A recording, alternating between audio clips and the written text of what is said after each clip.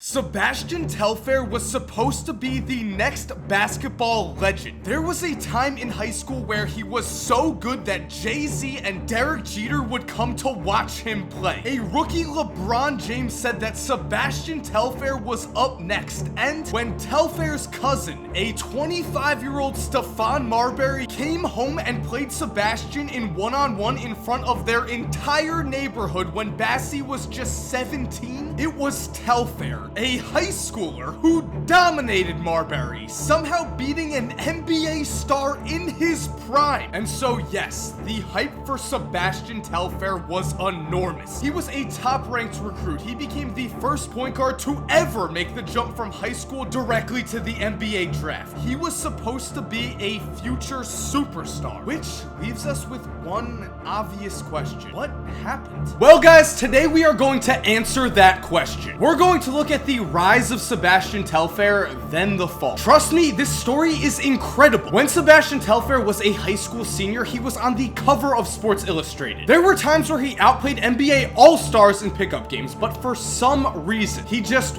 wasn't able to put it together when he got to the NBA. So, how are you doing? My name is Mike, and I just want to remind you that I am on the grind to 1 million subscribers. 1 million? That's just insane. So, I just want to say, if you like this video and you want to join this movement, if you want to get to 1 million subscribers together, then subscribe. Also, once we hit 1 million, I'm going to do the biggest giveaway I have ever done. Honestly, cannot wait to give you guys some free stuff, but for now, let's look at the story of Sebastian Telfair. Growing up in Coney Island, raised by a single mother in a cramped apartment where things got so bad that at times his family couldn't afford shoes for the kids, Sebastian Telfair was always looking for a way out. As a kid, he watched as his cousin, Stephon Marbury, rose out of the projects to become a star point guard in the NBA, and this gave Sebastian hope. If he worked hard enough, if he played well enough, he too could save his family from the Surfside Gardens apartment complex where they lived. He too could provide them with the lifestyle that he felt they deserved. So when he was just 6 years old, Sebastian went to his big brother, who was coaching an 11-year-old and under team, and begged him to let him play on the team. Of course, his brother first said no, but finally, after a lot of begging, a young Bassie was allowed to sit on the bench. And on the bench was where he would stay until one game the team's best player fouled out, and so Sebastian was finally allowed to check into the game. From the second he touched the ball, he had the crowd in awe. His brother said he was doing moves that he had never seen an 11-year-old do, let alone a 6-year-old who had never played in an organized basketball game. It was on that day that everyone knew Sebastian Telfair had a chance to become an NBA star. Now, of course, he was only 6 years old at the time, so becoming an NBA star was going to take a lifetime of hard work and dedication. But again, Sebastian had seen what basketball had done for his cousin Stephon. Marbury had grown up living a floor above Sebastian's own family in Surfside Garden, and now Stephon lived in a mansion. So every single day of his life, Sebastian grinded. He got up, worked on his handles and shooting before school, and then after school, it was either individual basketball skill work and workouts with his brothers, or he was playing on the court outside of his house until midnight. Basketball was his passion, and basketball was his job. His brothers made sure he was playing every single day. His brothers didn't allow him to get tattoos because they didn't want to compromise his image. Every decision Telfair made was with the ultimate goal of playing in the NBA in his mind. And that might seem like an extreme way for a kid and his family to think, especially because at this time, Sebastian had never set foot on a high school basketball court. But you need to realize that for one thing, this was Sebastian's passion. He wanted to do this. And not only did he want to do this, but from his early teenage years, he was the pride and joy of Coney Island. It's really hard to put into words exactly what the hype for Sebastian Telfair was like in New York. In a time before Twitter, YouTube mixtapes, and even widespread scouting services like today, Sebastian still managed to grow himself into a household name through word of mouth alone. Everyone in New York knew about Stephon Marbury's younger cousin. Everyone thought at the time that Bassie would grow into a better player than Stephon ever was. And the hype only got bigger at the ABCD camp before Sebastian's freshman year. This camp, sponsored by Adidas, had all of the best high school prospects in the country playing against each other under one roof. regardless of class. So at this camp, Telfair found himself facing off against the best high school point guards in the country when he himself had never played a single varsity minute. But still, he turned heads. Scouts called him the best incoming freshman in the nation. College coaches told everyone around him they were looking at a future NBA All-Star. And after the ABCD camp was over, Sebastian was asked about his cousin, Stephon Marbury, to which Bassie simply replied, "I'm going to be better than him." And for a long time, it looked like that was going to be true. In high school, Sebastian was able to put everything together and become one of the best and most electrifying players in the country. He was ridiculously fast. So fast that his height didn't matter because no one could stay in front of him. And when you combine that incredible speed with his phenomenal ball handling, Sebastian was able to live at the rim and finish with ease. As being short was nothing new to him, he had developed a soft touch to finish over taller defenders. What's more, his ability to see the court set him even further apart from his peers. Time and time again, Bassie was able to set his teammates up for easy buckets. He led the Lincoln offense like a 10-year NBA vet from the second he took the ball as a freshman guard to the moment he stepped off the court as a high school senior. And just looking at his first 3 seasons alone, Sebastian was able to put up huge numbers and led Lincoln to its first state championship in 24 years during his junior year. This title brought him to the summer before his senior season, a huge period in time for his pro prospects. Because at this time, yes, Sebastian had dominated other high schoolers, he had won a state championship, he had even graced the cover of Slam magazine with LeBron James. But what he had not yet done was proven himself against NBA competition. At least, not yet. Because that summer, Sebastian would shock his neighborhood when he challenged his 25-year-old cousin, Stephon Marbury, to a game of one-on-one. And as you already know, the whole neighborhood gathered around as Sebastian beat an NBA All-Star in his prime. A remarkable feat for anyone in high school, let alone a 6-foot point guard. And that summer, Bassie was not done yet. In August, he would play on Jay-Z's team in a game against the pros at Rucker Park. On that court, Sebastian was playing with and against guys such as Kenyon Martin, Richard Jefferson, and Jamal Crawford. And even though he was the most inexperienced player on the court by far, Sebastian was able to stand out. He threw dime after dime. He scored over the monster NBA defenders he went up against, and he even made huge plays on defense. This gave him the confidence he needed to have a senior season that could only be described as dominant. In his final year at Lincoln, Sebastian averaged 33.2 points and 9.2 assists per game. What's more, he set a New York record with 61 points in a single game. He finished as New York's all-time leading scorer with 2,785 points for his high school career. He was New York's Mr. Basketball, a McDonald's All-American, and the number 6 recruit in the nation. And on top of this individual success, his team also won. That year, Lincoln won its 3rd straight PSAL League championship, making them the first team in New York history to ever win 3 straight PSAL titles. So at this point, you might be asking yourself,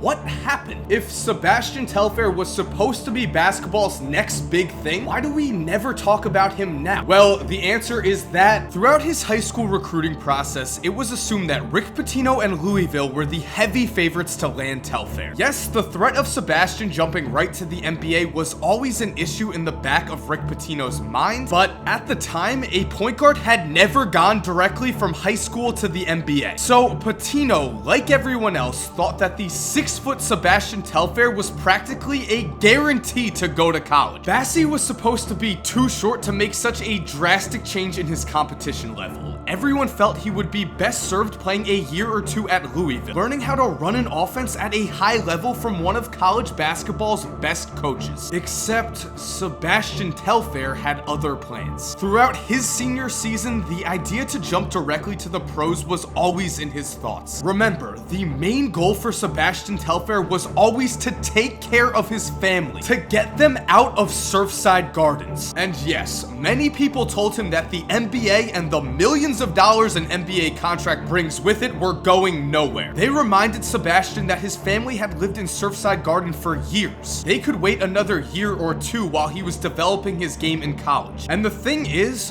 for a while that sounded great. Sebastian even held a press conference in October before his senior season began to tell the media that he was going to Louisville. not the NBA. But then, during his senior season, a murder occurred. A man was shot and killed in the same apartment complex that the Telfair family lived in. He died just doors down from the Telfair's own room. This murder shook Sebastian Telfair. He knew that if his mom or siblings were out in the hall when the killing took place, they could have been caught in the crossfire and gotten hurt themselves. This had a massive effect on Sebastian's mindset. Now he knew that he had to get his family out of that apartment before it was too late. So after his senior season, when he learned that he had done enough for scouts to rank him as a lottery pick and that shoe companies were lining up to bid for his services, suddenly becoming the first point guard to jump directly to the NBA was an easy decision. And really, who can blame him? Overnight, he became a millionaire. He got his family out of the horrible neighborhood they were living in, and Sebastian had no reason to think he was going to